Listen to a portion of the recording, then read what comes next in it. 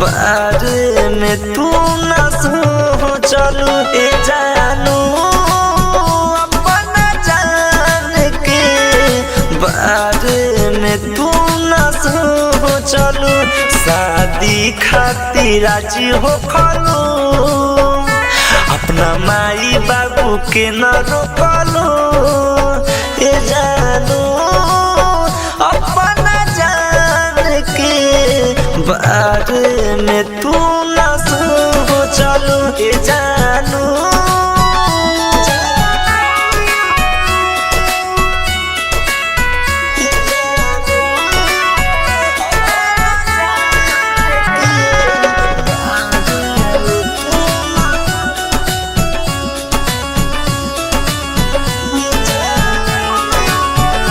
भगिया में हमारा योगिया ये जान तू लगैलू अपना प्यार के ख्याल तनिको ना तू कहलू तनिको ना तू कहलू दिल में गम के किला ठोकलू खेतनियन मोहब्बत चोतलू ए जानू अपना जान के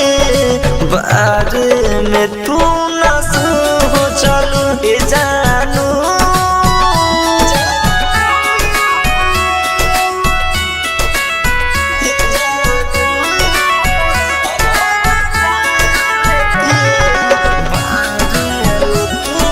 mix by Kohinoor music studio Bakhri बाजार।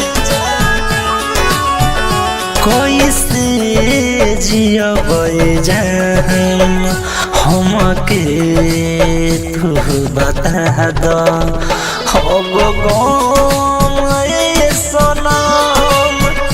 दिलवा से हटा द दिलवा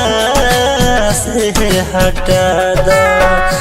प्यार अनंजय बिटू के तू घोटालू हमरा जिंदगी के जाना तू न चलू ए जानू अपना जान के बारे में तू न सोचलू ए जानू।